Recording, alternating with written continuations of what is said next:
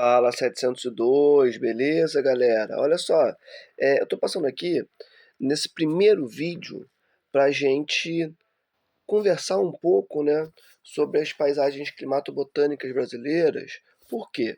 Porque basicamente é um conteúdozinho fundamental que a gente não viu, né, com tanta profundidade. Eu já comentei várias vezes sobre elas durante as aulas, mas não botei bonitinho no quadro, pá, sei que, né, até comecei na nossa última aula, mas não cheguei a formalizar todas. Então estou aproveitando esse espaço que a internet dá pra gente para conseguir trabalhar isso com profundidade e qualidade com vocês, beleza? Olha só, primeira coisa, esse quadrozinho, ele é de uma aula passada minha, né, do ano passado, inclusive, tá aqui, ó, 2023. Só que ele ficou tão legal que eu quero utilizar para dar um norte desse nosso vídeo de hoje, tá? Então vamos lá. Paisagens climatobotânicas brasileiras. Bom, são algumas espécies vegetais que nós temos no Brasil, correto? E aí, olha esse nome, paisagens climatobotânicas. É óbvio que a parte do climato é de clima, né? E botânica é de espécies vegetais. Ou seja, há uma relação direta entre espécies vegetais e os climas das localidades onde elas estão presentes, onde elas foram formadas. Não tem como você entender uma vegetação sem compreender o clima que leva à formação desse tipo de vegetação. Beleza? Então, as primeiras formações, né, vegetais que nós temos que conversar aqui, a primeira delas é a Mata Atlântica, tá? E aí eu vou fazer um bate-volta frequente com aqui, ó, o Chrome, porque eu selecionei algumas imagens para gente, e esse mapa aqui, que é de biomas, né, que nos ajuda a localizar, né, esses tipos de vegetações que nós iremos conversar. Tá? Então aqui, se o primeiro é Mata Atlântica, olha para esse mapa. Onde você encontra a Mata Atlântica? Em toda essa porção litoral do Brasil. Perfeito? Toda essa porção litoral, pegando um pouquinho, inclusive mais para o interior ali da região sul do Brasil, né? Uma partezinha ali de São Paulo, indo ali para o interior, ali coladinho com Mato Grosso do Sul, mas a maior parte onde a gente encontra a Mata Atlântica é no litoral, galera, tá? E aí, a partir disso, a gente consegue conversar sobre alguns outros elementos dessa formação vegetal, tá? E aí, primeiro, uma biodiversidade, ou seja, espécies animais, vegetais, muita coisa, tá? Uma biodiversidade gigantesca. E o clima é tropical úmido. Cara, vamos voltar aqui? Olha esse mapa. Quem está desse lado aqui, ó, em contato com o litoral brasileiro, é o Oceano Atlântico. A umidade do Oceano Atlântico vai entrar com tudo sobre essas localidades, sobre esses estados onde nós encontramos a Mata Atlântica, tá? Então, quando a gente volta para lá e percebe que ele tem uma grande biodiversidade e que o clima é um tropical úmido, olha esse nome, tropical úmido, ou seja, vai ser muito quente, até por uma questão de proximidade com a linha do Equador, beleza? E muito úmido. Por que muito úmido? Por conta dessa presença, dessa proximidade com o Oceano Atlântico, beleza? E é óbvio que quanto mais umidade, beleza, mais espécies vegetais nós teremos. Tranquilidade? De boa? Show? E aí, agora que a gente entendeu a localização e como que a localização dessa formação vegetal leva às características dessa formação, eu quero mostrar uma imagem dela para vocês. Tá aqui, ó. Bum. Essa é a cara da Mata Atlântica. Quando você pensa em Mata Atlântica, você pensa em biodiversidade, você pensa em muita umidade, você pensa em uma diversidade de espécies vegetais e animais absurda. Beleza? Então, essa é a carinha da Mata Atlântica. E aí, por mais que pareça que as espécies vegetais, que as árvores, plantas, enfim, que nós temos aqui, são meio que a mesma coisa, cara, não são. Não são mesmo. tá? Cada uma dessas espécies são diferentes entre si, tá? Podem parecer a mesma coisa, mas não são. Show de bola? Ou seja, marca de uma biodiversidade gigantesca e uma umidade também muito grande por conta da localização dessa formação vegetal, como a gente consegue ver aqui pelo nosso mapa. Tranquilidade? Tranquilidade? Vamos voltar lá para o nosso quadro. Show! Vegetação litorânea. Sim, vegetação litorânea também fica no litoral, tá? Só que aí os exemplos que eu trouxe foram manguezais e restinga. Primeira coisa, aqui ó, até mostrar uma foto já do manguezal para vocês, aqui. Como que essa formação vegetal ela é formada? Bom, basicamente a partir do encontro de água doce dos rios com água salgada dos mares. Tranquilo. Ou seja, água doce encontrando com água salgada tem como produto, como resultado, manguezal. Show? E justamente por conta desse encontro, a gente vai ter algumas características muito próprias dessa formação vegetal. Como, por exemplo, o cheiro. Você tem vários gases que são soltos, são liberados a partir desse encontro de água doce com água salgada, uma água salobra, né, uma tonalidade meio escura, justamente por conta desse encontro dos sedimentos dessas duas águas se encontrando, beleza? E aí, essa localidade, essa formação vegetal, ela tem uma importância gigante, porque aí nessa localidade uma série de espécies, animais, tartarugas, peixes, crustáceos, enfim, aves, vão depositar seus ovos, né? Então é o que a gente chama de berçário da natureza. Uma série de espécies animais dependem dos manguezais para se reproduzirem. Presta atenção, não se entrega, vamos embora. E também o solo aí dessa formação vegetal, presente nessa formação vegetal, ele é muito lamacento, também por conta desse encontro de água doce com água salgada.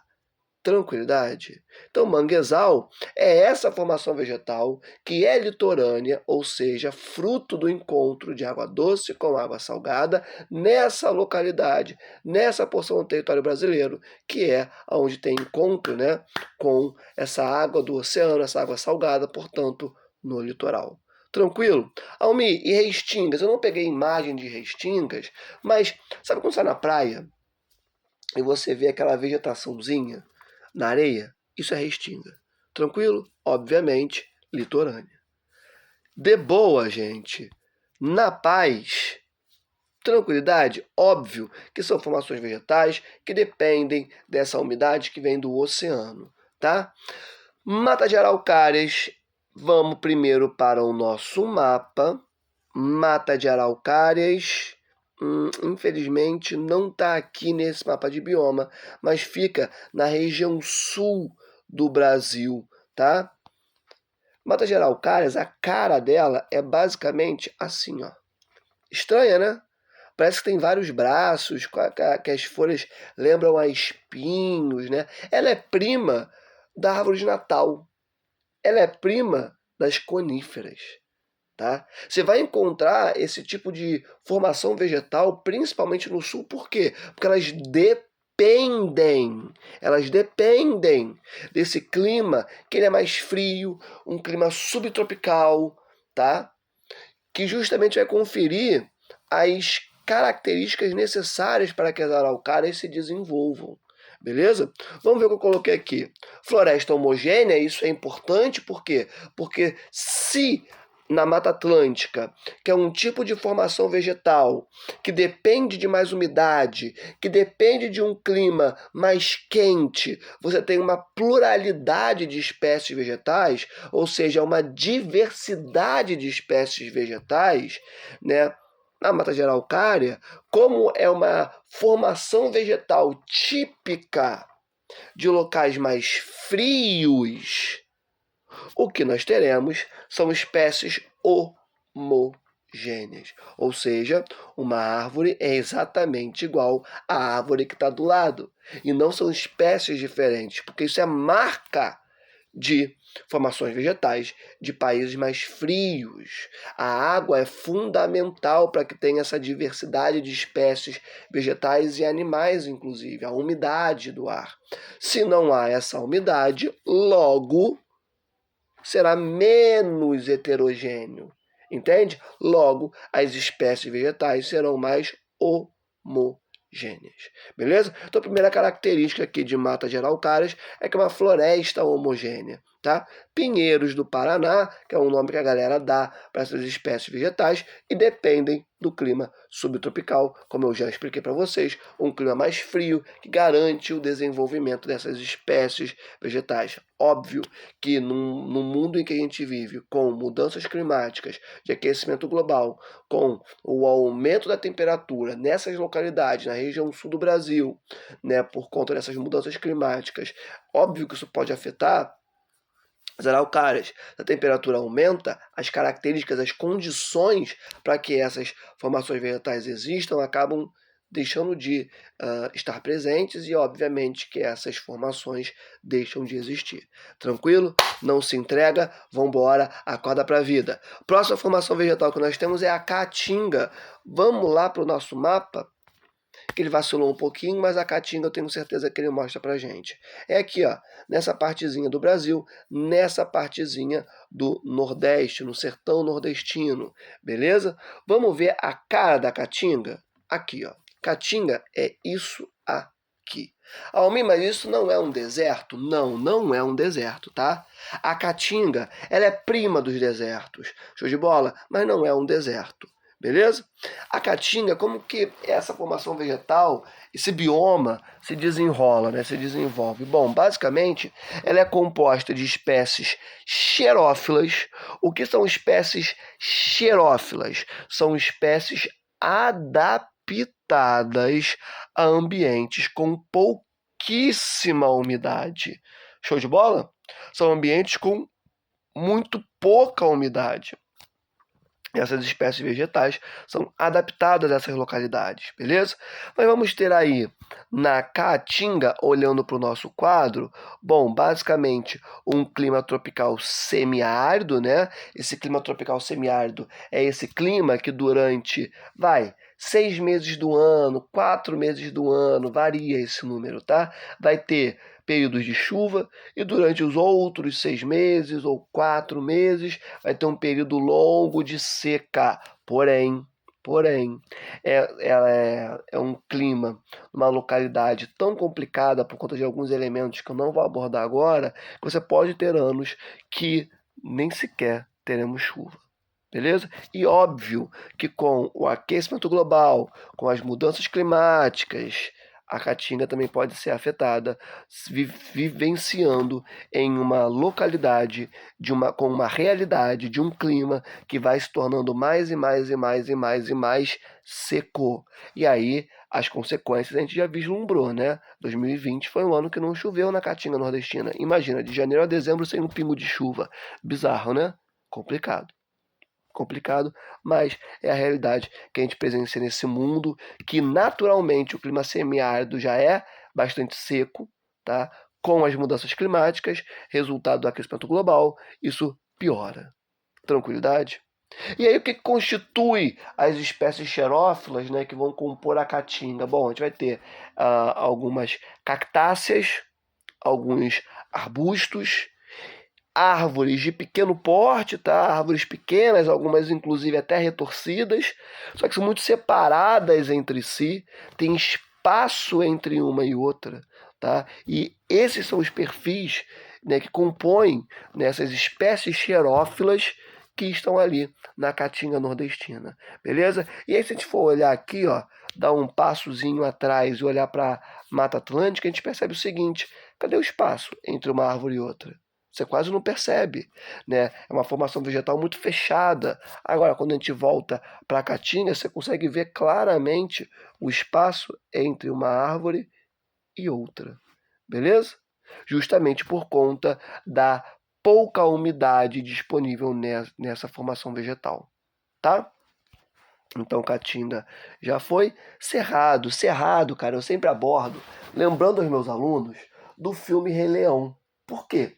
Porque nesse filme a gente percebe uma formação vegetal que é a savana. E a savana, ela é prima do cerrado. Vamos olhar para o nosso mapa. Quando a gente olha para o nosso mapa, a gente percebe que o cerrado está basicamente aqui, ó, pegando toda essa parte aqui, ó, central do nosso país. Pega uma parte significativa do centro-oeste, se estendendo inclusive ali um pouquinho pelo nordeste brasileiro e também pegando ali Tocantins, né, no norte do Brasil. Né? Mas quando a gente fala de cerrado, a gente lembra muito de centro-oeste, tá? E aí, cara, qual é a carona do cerrado? É essa aqui. Isso aqui é o cerrado. Perceba, olha como essa árvore é. Primeira coisa, ela é gigantesca? Não, ela não é gigantesca.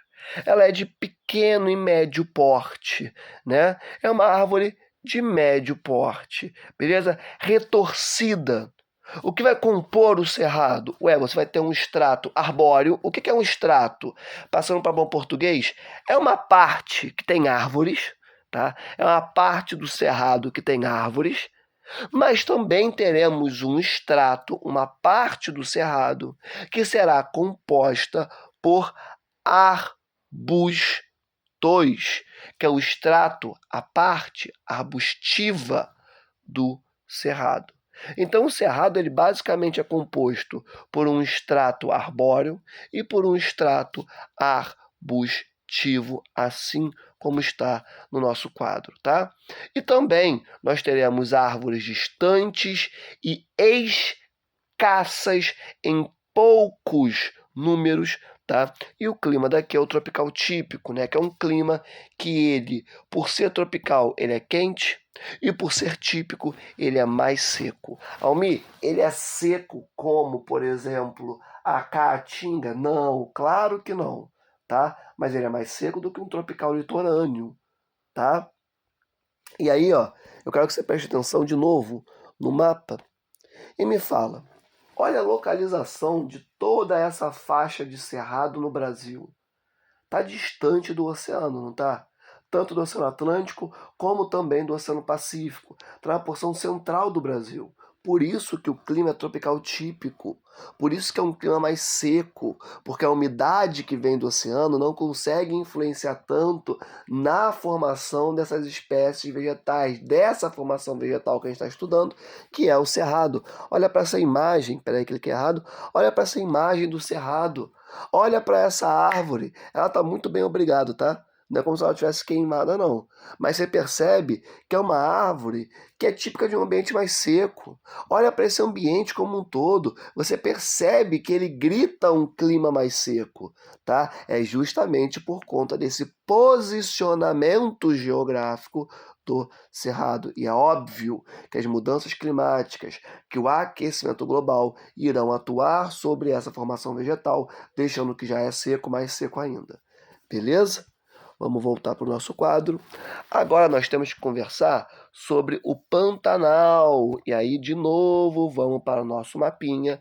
E aí, o Pantanal está nessa partezinha meio marrom, né? No centro-oeste brasileiro. O Pantanal ele é conhecido como a maior planície inundável do mundo. Por quê? Porque é nessa partezinha aqui do Brasil, nessa partezinha do centro-oeste brasileiro, você tem um desnível. Como assim? O relevo ali ele é um pouco mais baixo, porque milhões de anos, a parte da placa tectônica sobre a qual o Brasil está localizado, tem uma pequena quebra, ruptura, né? E aí o relevo, né, dessa parte da crosta terrestre acompanhou essa ruptura da placa tectônica e aí tornou essa localidade onde está o Pantanal mais rebaixada, mais baixa. Só que a questão é a seguinte: nessa parte onde está o Pantanal, passa o rio Paraguai. Mas não só o rio Paraguai, os afluentes desse rio também. E aí, quando chove, irmão, não tem mágica. Imagina uma panela de pressão que seu pai e sua mãe utilizam para fazer feijão, por exemplo. Agora imagina essa panela de pressão cheia d'água. O Pantanal é isso. O Pantanal é literalmente isso. Durante os períodos de chuva, essa planície ela vai ficar inundada, beleza? E aí as paisagens que nós teremos serão mais ou menos essas aqui. Olha quanta água você vai ter no Pantanal. Olha como é um terreno plano. Olha como é um terreno absolutamente plano. Agora imagina isso aqui nos períodos de chuva. É um ambiente absolutamente úmido, que nos períodos de chuva fica mais úmido ainda. Então, vamos para o nosso mapa. Quando a gente volta para o nosso mapa, a gente percebe o seguinte: vegetação inundada, eu não preciso nem falar muita coisa, você acabou de ver a foto, tá? Planícies aluviais, nossas planícies cheias d'água, muito influenciada pela água da chuva, beleza? Com muito material, né, sedimentar, tem muita deposição de sedimentos ali que a gente chama de aluvião, tá? Mas para você o que importa é que são planícies que ficam a maior parte do ano inundadas, tá? Principalmente durante os períodos de chuva. E obviamente, se tu olhou para o mapa, tá ligado no mapa que a gente está trabalhando em toda essa aula, faz aqui fronteira com Bolívia e Paraguai. Show? Até porque o rio que passa aqui é o Rio Paraguai. Tranquilidade? Agora a gente pode falar dos campos sulinos. Vamos aqui para o nosso mapa. Campos sulinos podem ser chamados de pampas, que ficam nessa porçãozinha aqui da região sul do Brasil. E aí, sempre que eu vou falar de pampas, de campos, enfim, eu peço para meus alunos lembrarem dos Teletubbies. Almir, por quê? Fala para mim, se isso aqui não lembra um pouco aonde os Teletubbies moram. Como que é o local onde os Teletubbies moram? Tem esse relevo, que faz algumas curvinhas, né? Que a gente chama de relevo de coxilhas, que por mais que tenha essas curvas, são um relevo, é uma forma de relevo plano, tá? Não é como se fosse um planalto, uma montanha, um dobramento moderno gigantesco, não, um relevo plano, tranquilinho, na paz, beleza? A vegetação sobre ele, né, sobre esse relevo, é de gramíneas, gramínea é de grama mesmo, tá? Tem até alguns estratos arbóreos, mas são vegetações homogêneas também. Acorda, não dorme, não se entrega, tá? São vegetações homogêneas, tá? São vegetações abertas, você consegue ver o espaço entre uma e outra com muita tranquilidade, tá? E isso são os campos, mas quando a gente lembra de onde os Teletubbies estão, os Teletubbies eles vivem em uma formação vegetal que é prima dos campos. São as estepes. As estepes, a constituição do que é estepe é exatamente igual a essa que eu acabei de falar, que é dos campos. Só que nas estepes nós temos menos umidade. Logo, o número de árvores será menor. A distância entre uma árvore e outra será maior. Beleza? Ou seja, se tu entende, se tu lembra aonde os Teletubbies vivem, as características desses espaços, da formação vegetal onde os Teletubbies vivem, você vai conseguir lembrar de campos, porque os campos são literalmente essa formação vegetal, que são as estepes, só que com mais umidade, um pouquinho mais de umidade, ou seja, todas as características são mantidas, porém são acentuadas por conta da maior umidade do ar. Então teremos mais árvores, teremos árvores mais próximas umas das outras, mas também nem tanto assim, porque o ambiente ele já é frio, portanto mais seco, né? Vamos ter um relevo de coxilhas, né? Que é um relevo plano, e muitas gramíneas. Olha para a imagem, você vê um grande tapetão verde, cara. Isso aqui são gramíneas. Você consegue ver mais árvores, tá? Coisa que em uma estepe tradicional você não conseguiria ver por conta da menor presença de umidade. Aqui, como estamos falando de campos, você consegue ver. Tranquilidade? De boa? Alguns arbustos também e tal. Suavidade? De boa? Aí eu coloquei aqui grandes planícies, né, que são aquelas localidades de relevo de coxilhas, né? Gramíneas, já falei, mostrei para vocês. Clima subtropical é óbvio, né? Isso é óbvio, evidente, né? Se a gente lembra que a gente está falando do Brasil, né, formações vegetais brasileiras, e que os campos, né, os pampas, eles estão nessa parte roxa, bem no pezinho, digamos assim, na região sul. Cara, se tu lembra de latitude, tu tá ligado que a latitude dessa regiãozinha, dessa parte aqui da região sul, é muito alta em relação a, por exemplo, Rio de Janeiro, em relação a Manaus. Logo, o clima será mais frio. Acorda, não se entrega. O clima será mais frio. Show? Portanto, você terá um clima aí sendo subtropical. Beleza? Mata dos Cocais é uma formação vegetal que não aparece no nosso mapa, infelizmente, só que ele fica bem nesse limitezinho aqui, ó, entre Amazônia, Cerrado e Caatinga, tá? E aí, Mata dos Cocais tem essa carinha aqui, ó. É constituída de muitas palmeiras, beleza?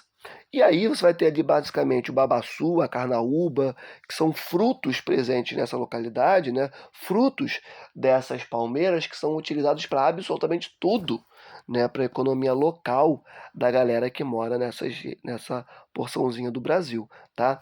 E como ela está no meio de Amazônia, Cerrado e Caatinga, mas principalmente Amazônia e Caatinga, nós dizemos que é uma vegetação de transição.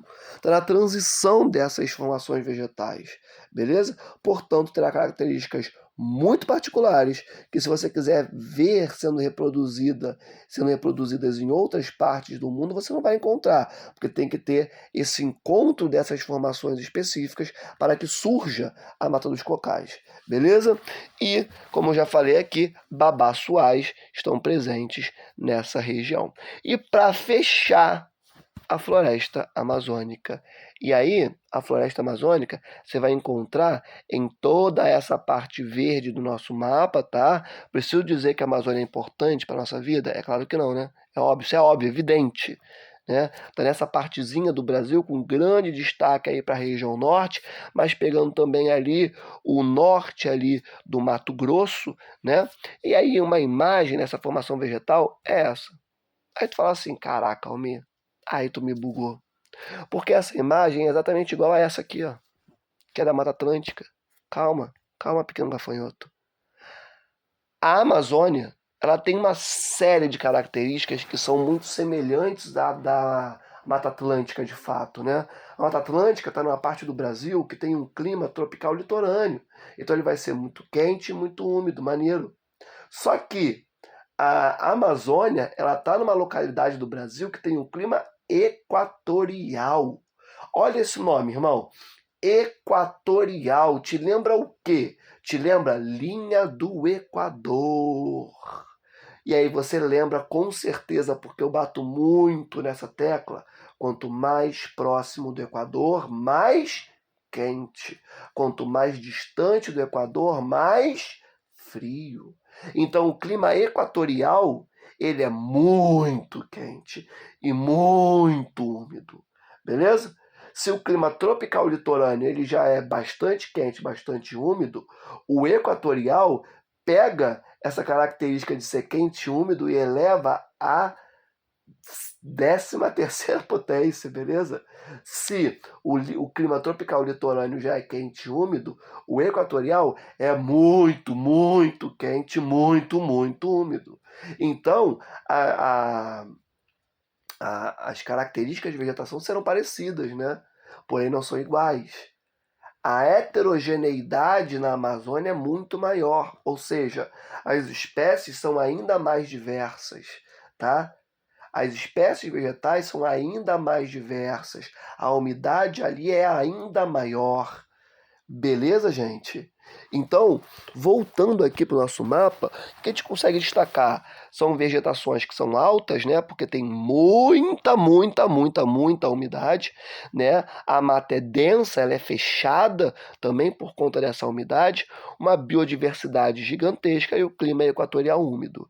Pessoal, já conseguimos falar sobre tudo que eu queria trazer sobre as paisagens climatobotânicas brasileiras, tá? E agora vamos passar para os outros vídeos que eu vou gravar para ter aquele arremate bonito, tá? Para nossa P2, tá? Beijo no coração, fui!